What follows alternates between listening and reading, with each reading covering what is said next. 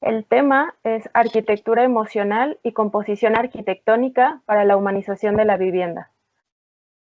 El contenido de esta presentación consta de 6 puntos principales. Primeramente, una introducción al tema.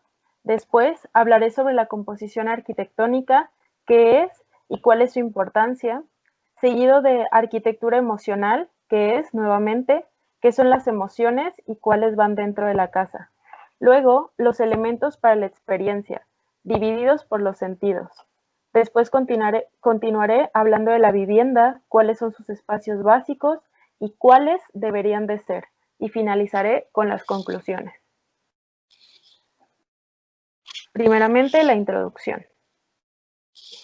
La vivienda hoy se ve así.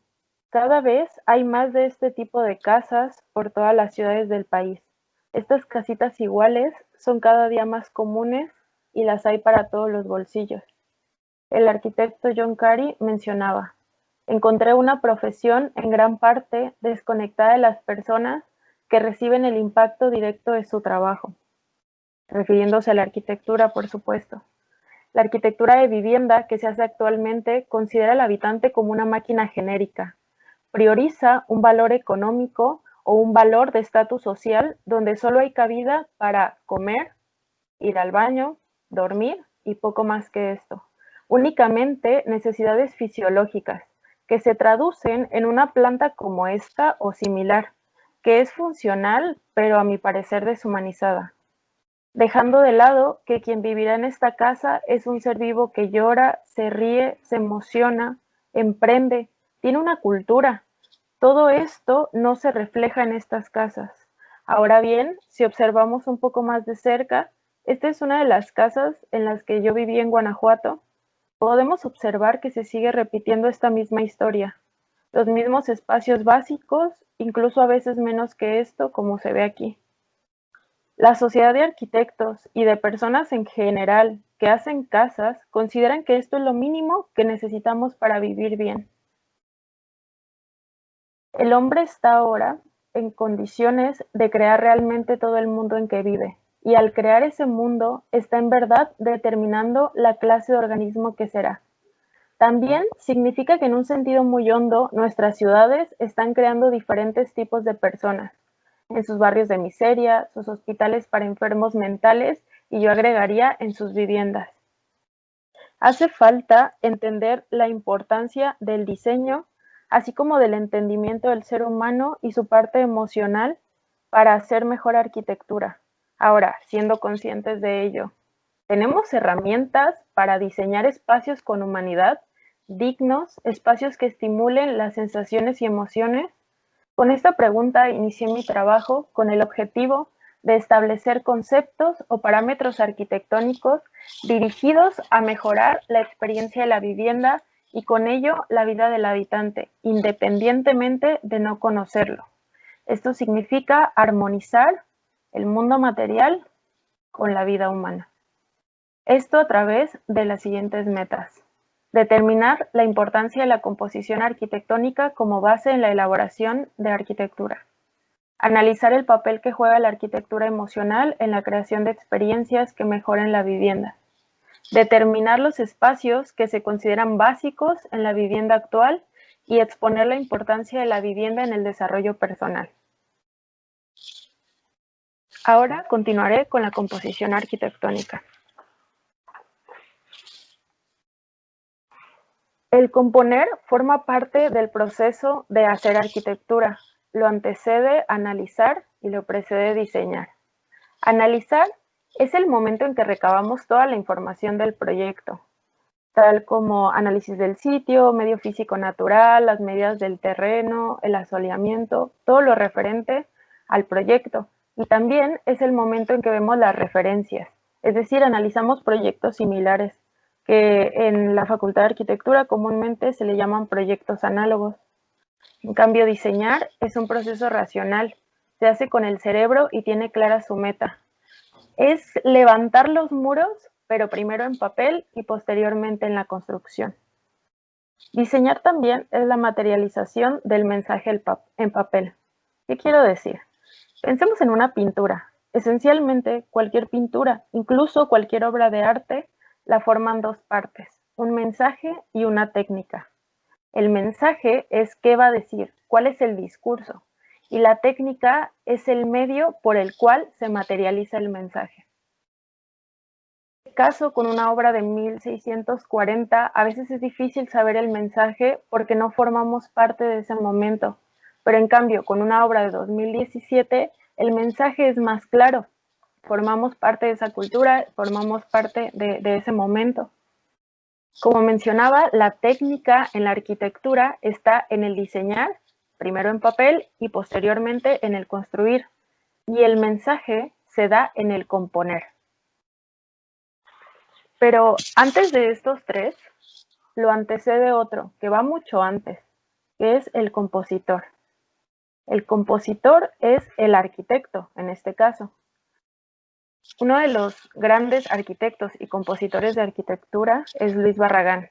Él decía: mi obra es autobiográfica. En mi trabajo subyacen los recuerdos del rancho de mi padre, donde pasé años de niñez y adolescencia.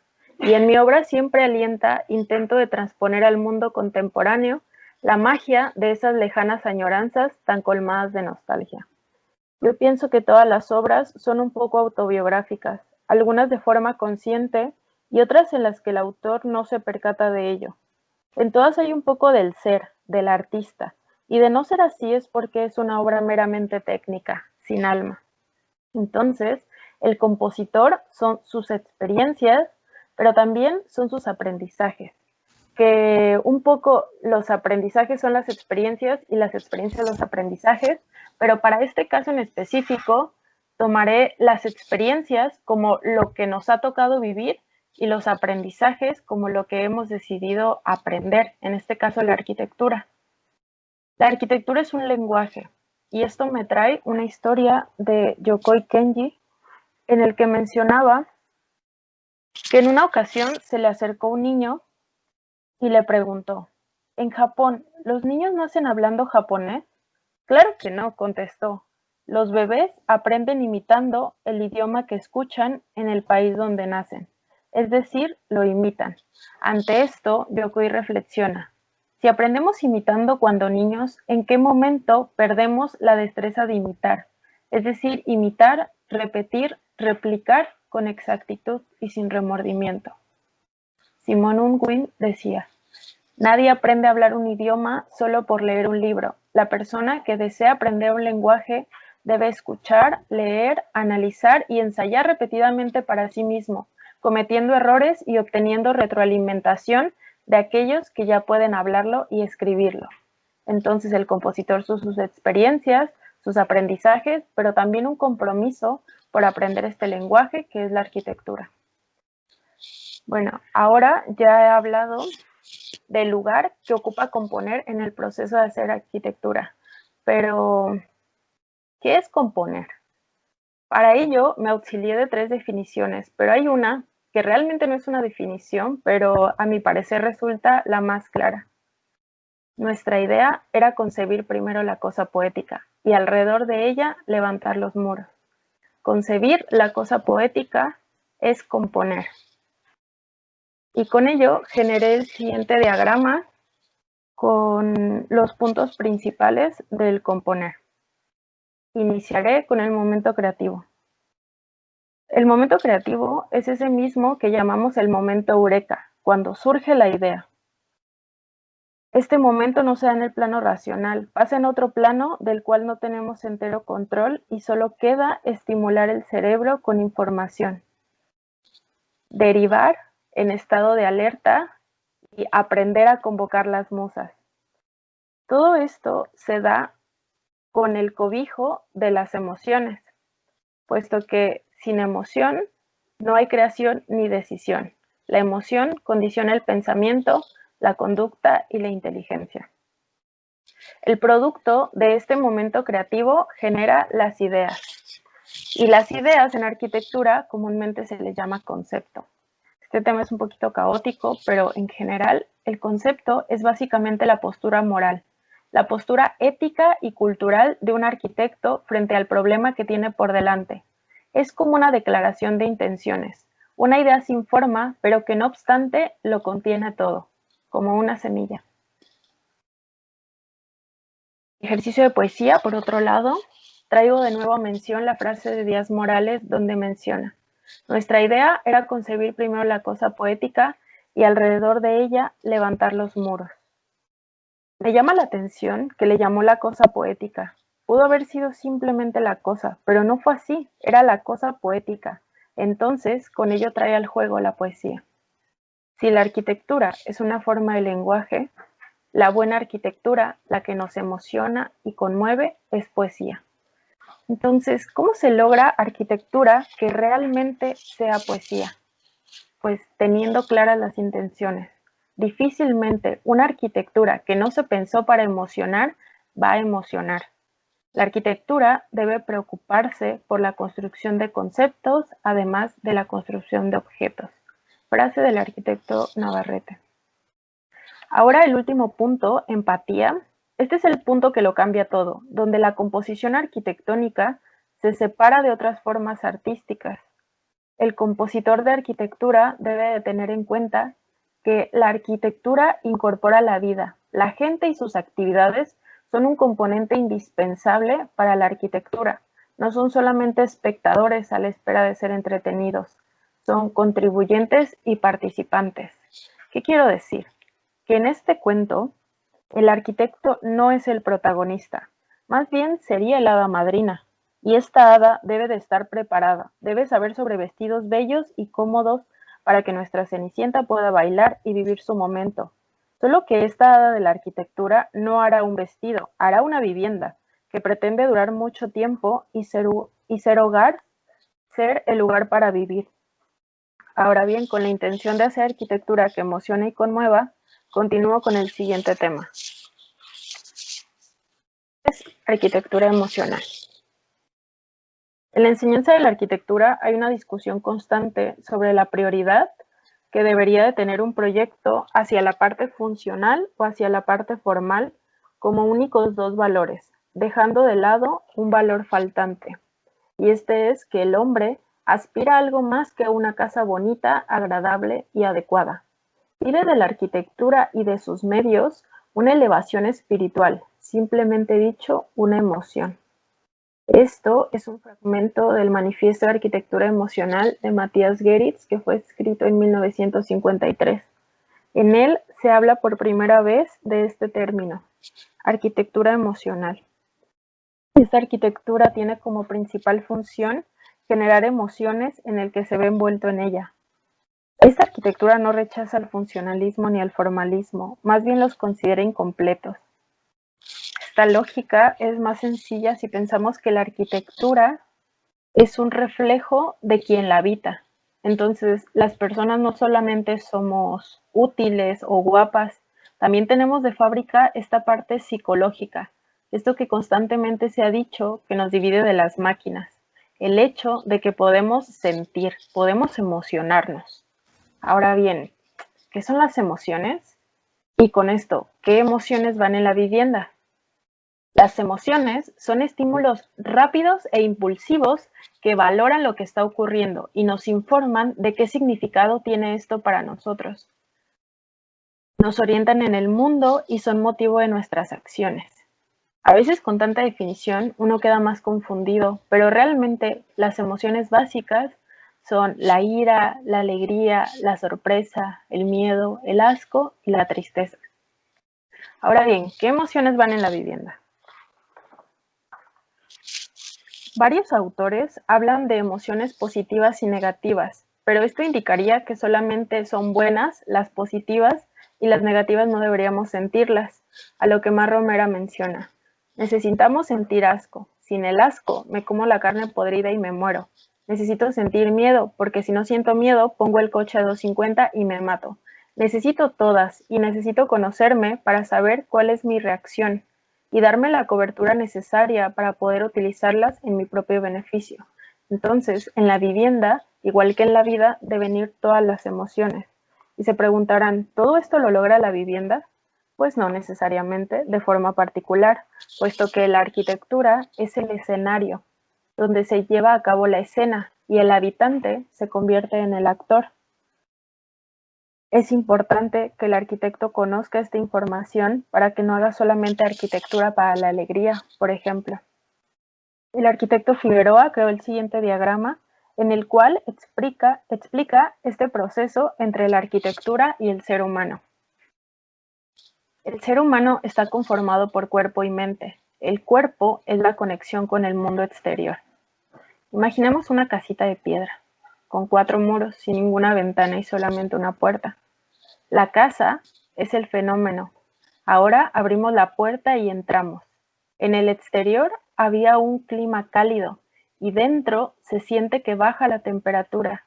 Es ese frío característico de las casas con muros gruesos de piedra. Esos muros se convierten en el umbral. El aire de baja temperatura que habita el interior es el estímulo. Y a través de nuestra piel podemos sentir ese cambio, es decir, a través del sentido del tacto. Entonces, la mente, que tiene todo un archivo de información y una capacidad innata para recordar e imaginar, generamos una postura ante lo que sentimos, que esto puede ser que tengo frío, genera una percepción. En este ejemplo solo hablo de un estímulo, pero en las experiencias cotidianas, al momento de entrar en un lugar, hay muchos estímulos que el cuerpo nota a través de todos sus sentidos. Tal vez esté oscuro, tal vez huela mal. Consecuencia de sensación y percepciones es la emoción. Tal vez nos produzca desagrado o miedo. Puede provocar que queramos salir o traernos un recuerdo nostálgico, que incluso puede llegar a un sentimiento. Los sentimientos son producto de la observación por parte de la mente de los cambios generados por las emociones. Todo esto en conjunto genera una experiencia o una vivencia. Y esa primera impresión de cuando alguien entra a un espacio es una atmósfera. Cuando uno investiga sobre arquitectura emocional, da la impresión de que es un movimiento poco aceptado o desconocido, ya que solamente tenía como exponentes a Matías Geritz y a Luis Barragán. Pero realmente no es así, solo que cada quien los ha ido como etiquetando de acuerdo a su inclinación o hacia una parte más que a otra. Por ejemplo, Juhani Pallasmaa hablaba de arquitectura sensorial. Stephen Hall hablaba de arquitectura perceptual. Rasmussen hablaba de la experiencia de la arquitectura. Peter Zumthor de atmósferas. Aino Aalto y Alvar Aalto hablaban de la humanización de la arquitectura. Todos ellos hablan de conceptos y elementos muy similares.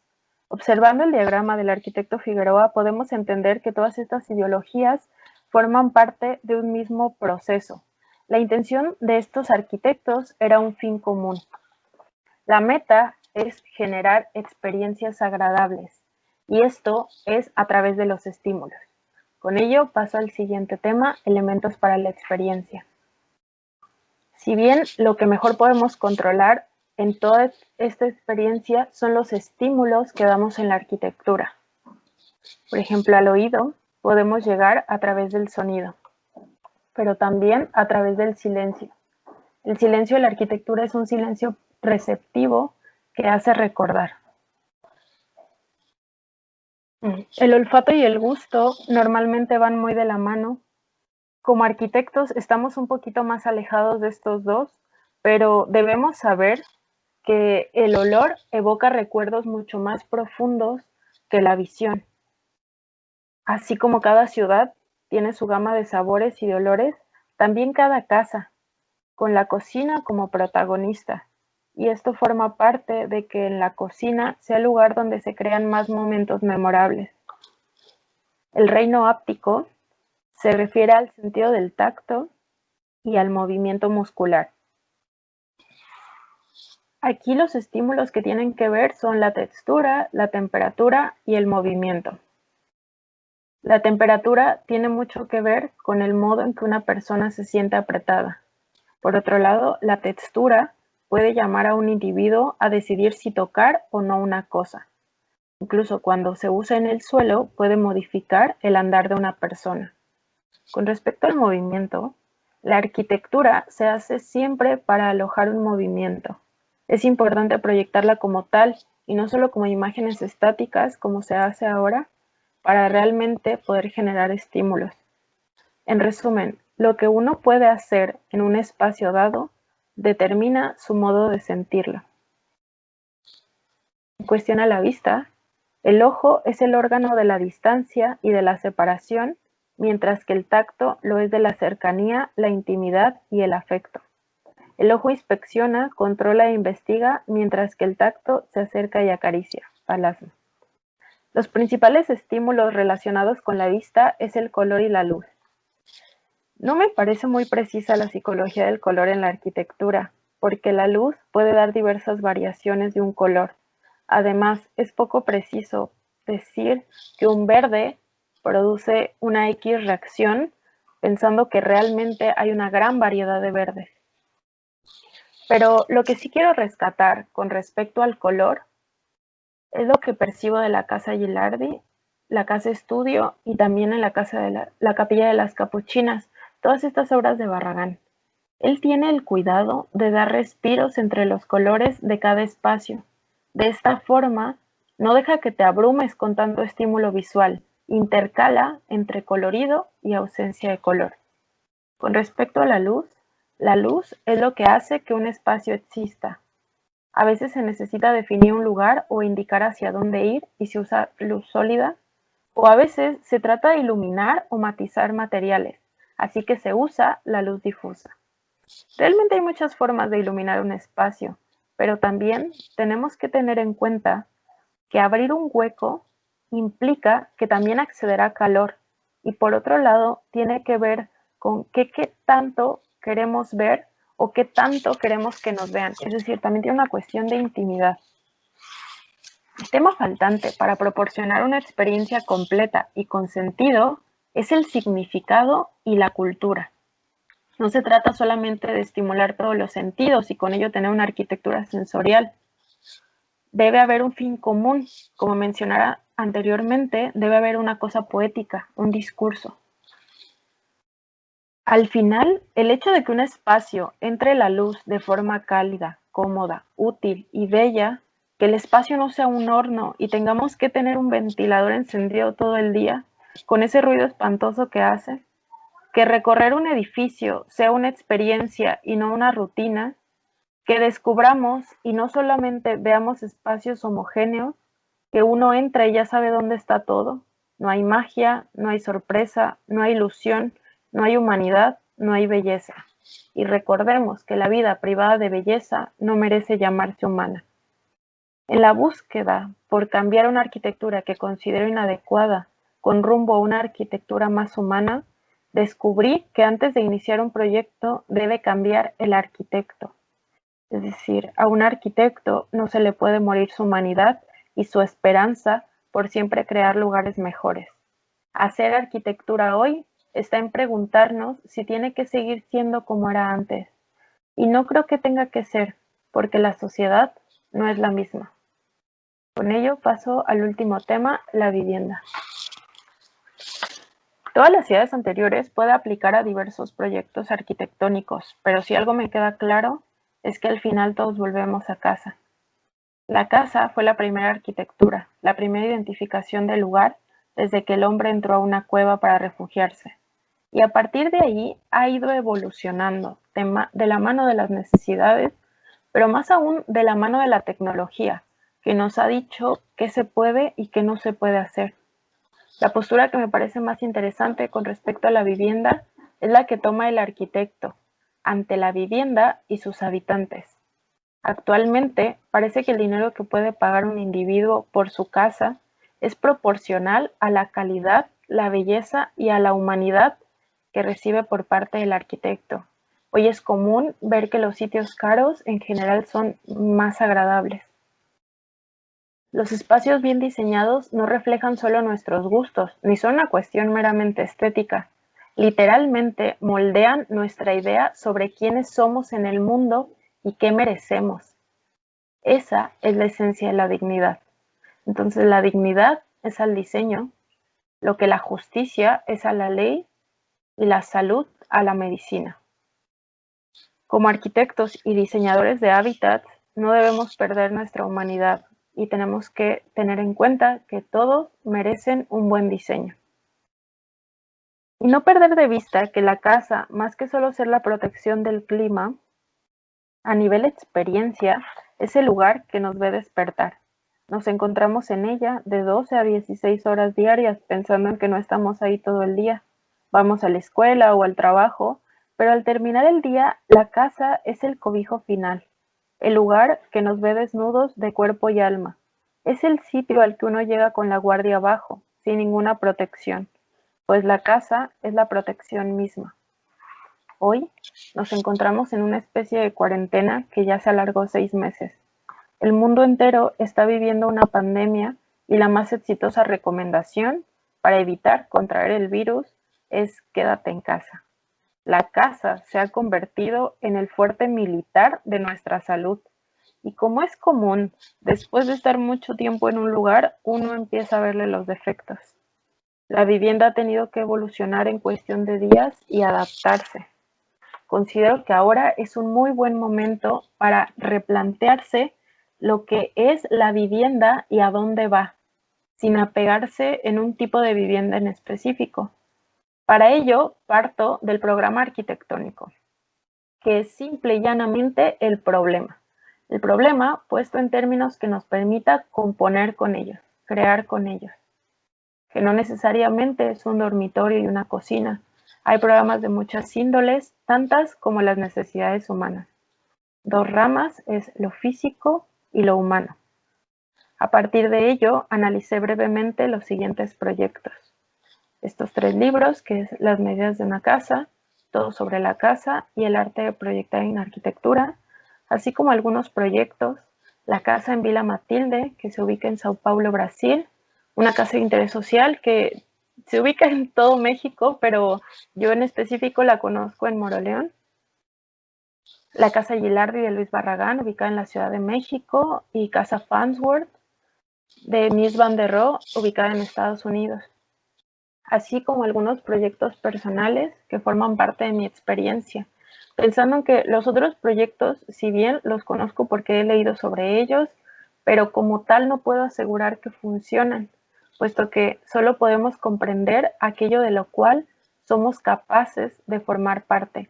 Por ello anexé Casa Sol, ubicada en Uriangato, Guanajuato, Casa Calvario, ubicada en Guanajuato, Guanajuato, y la Casa Mari, ubicada en Antofagasta, Chile. Con ello, generé estos diagramas. Únicamente en todos estos proyectos se repiten 5 espacios, que son la estancia, el baño, el comedor, la cocina y la recámara.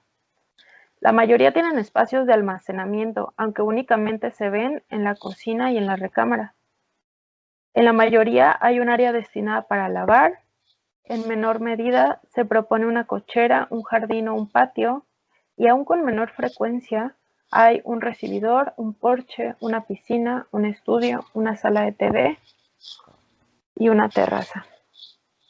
Primero quiero hablar de estos espacios que son los básicos, que yo en un inicio dije que eran espacios para necesidades fisiológicas, pero además de esto, también tienen otras funciones que no son las físicas y las más obvias, pero que también suceden. Por ejemplo, la estancia es el lugar para descansar. En ocasiones, también es un descanso compartido.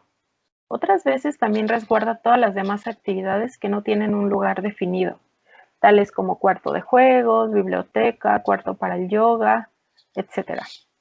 A lo que me pregunto, ¿nos faltan espacios en la casa o la estancia es un espacio multiuso? El baño es el espacio más íntimo de la casa.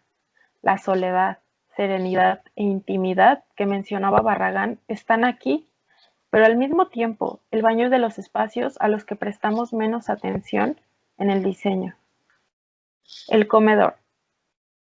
Cualquiera de sus modalidades, el comedor y también la cocina son los lugares que favorecen más la reunión de los integrantes de una casa. El preparar los alimentos y posteriormente comerlos da la pauta para que todos dejen sus actividades y se reúnan a compartir la comida, así como para conversar, creando y reforzando los lazos de familia o de amistad, según sea el caso. La cocina Como mencionaba, también es un lugar de reunión, pero diferente, puesto que la cocina es más de trabajar y conversar. Las mejores conversaciones que yo he tenido con mi mamá han sido aquí. También hoy vivimos la era digital, que ha permitido que todo el mundo tenga un teléfono móvil disponible para cualquier situación. En la cocina se da que estamos viendo una receta en YouTube, o ponemos música, o tal vez el noticiero mientras cocinamos. A la par, se ha dado una tendencia de ser más responsable con el medio ambiente. Llevando este tema a la vivienda, no debemos quedarnos solamente con lo que damos, sino también con lo que permitimos. ¿Qué trato de decir con esto? Que no se trata solo de proponer paneles solares o calentadores. También debemos pensar en que el espacio permita practicar este tipo de acciones amigables con el medio ambiente, tales como separar la basura, hacer composta, tener un huerto en casa. Todas estas actividades tienen cabida entre la cocina y un poco en el jardín. Por último, la recámara. La recámara es el espacio propio, es decir, el resto de los lugares se comparte, no tenemos una total libertad sobre ellos. Y me parece que es muy valioso tener un lugar que se perciba como propio, donde podemos pegar cosas en la pared, rayar, organizar, pues al final el espacio, como mencionaba anteriormente, se vuelve un reflejo de quien lo vive. Y que si el individuo cambia, poder cambiar el espacio también con total libertad. Hay otros espacios que se encuentran dentro de los que no son tan frecuentes, pero a través de mis experiencias, de la observación y de este análisis, considero que son muy importantes para la vida humana. Yo no los he inventado, realmente están aquí, entre los menos frecuentes, y a continuación daré los motivos por los que estos deberían considerarse básicos en cualquier vivienda. Primero, el recibidor. Es el primer espacio al acceder a una vivienda desde el cual no hay un acceso visual directo a la casa privada. Funciona como espacio neutro, de bienvenida y despedida, pero también como un lugar para recibir visitas, sin perturbar nuestra intimidad. La estancia en el acceso es realmente una idea nueva, en un intento por minimizar la casa y aprovechar al máximo, pero en este intento se pierde una función importante. La estancia no es ese espacio neutro, realmente es un espacio íntimo. Es el lugar para estar sin zapatos, en pijama los domingos, ver televisión con una cobija después del trabajo o tomar una siesta antes de comer. El recibidor ayuda a mantener la intimidad de la estancia. Este puede ser tan grande o pequeño como tengamos oportunidad. Ahora el vacío. El vacío en la arquitectura es equivalente al silencio en el lenguaje. Aparentemente el vacío es ausencia. El silencio también es ausencia, pero también es mucho más. Un silencio puede indicar respeto, sorpresa, amor, etc. A veces incluso un silencio tiene más significado que todas las palabras dichas en una conversación. Entonces, sería incorrecto decir que un vacío es únicamente una ausencia. Y aunque aparentemente sí hay una ausencia, también hay un significado y un potencial para estar lleno.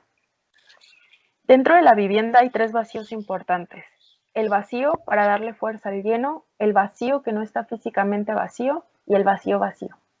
El vacío para darle fuerza al lleno es como lo que mencionaba sobre Barragán, que tiene un espacio donde es totalmente blanco o casi todo blanco y después uno lleno de colores, lleno de estímulos. Entonces hay un vacío que da fuerza a un lleno. El vacío que no está físicamente vacío me parece que es el más complejo. Por ejemplo, podría ser la cocina. Yo he tenido las mejores conversaciones en la cocina, así que se vuelve un espacio significativo. Ese es el vacío que no está físicamente vacío. El vacío vacío es literal.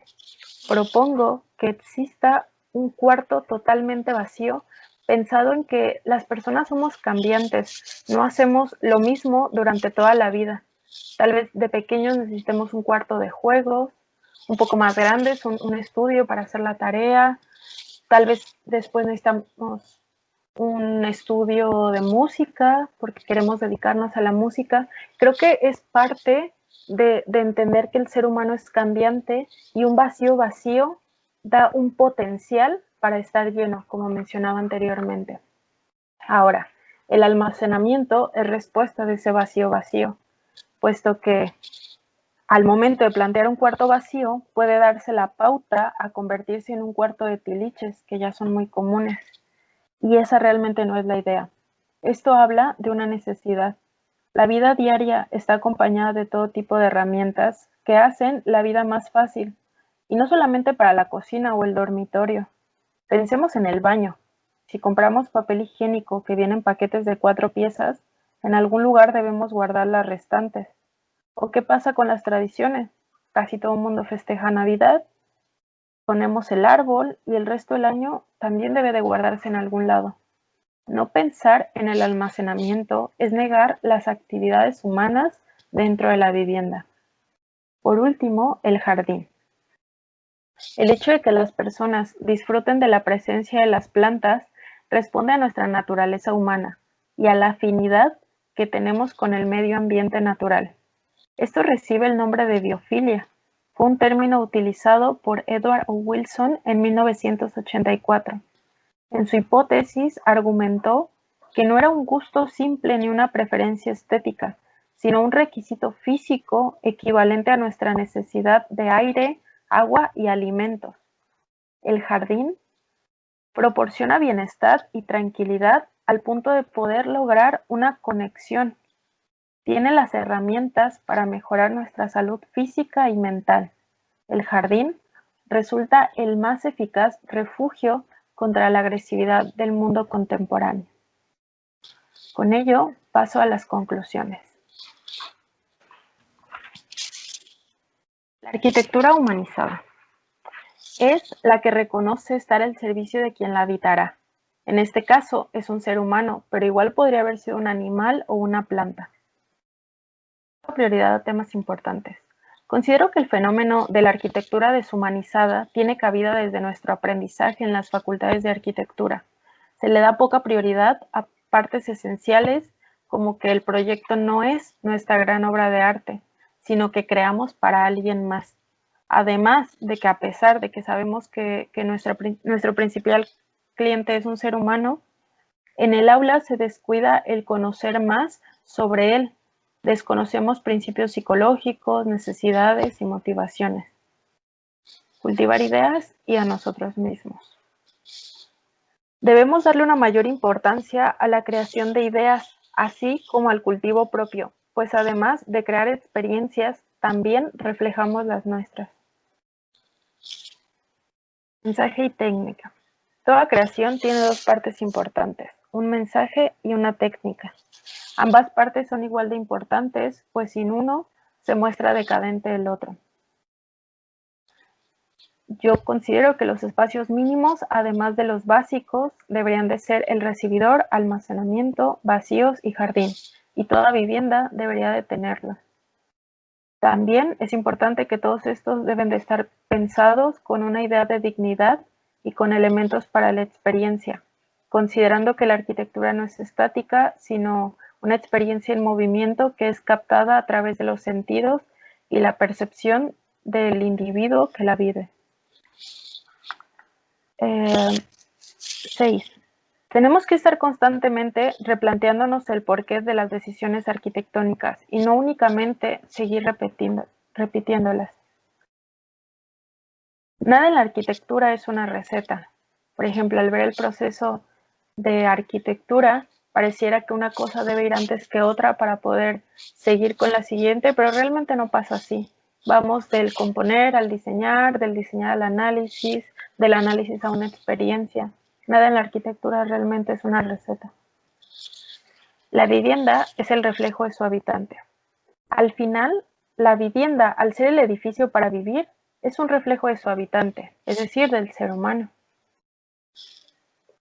Estas son las ilustraciones que usé a lo largo de toda la presentación y sus autores. Quería mencionarlas. Y con ello concluyo el tema arquitectura emocional y composición arquitectónica para la humanización de la vivienda. Muchas gracias.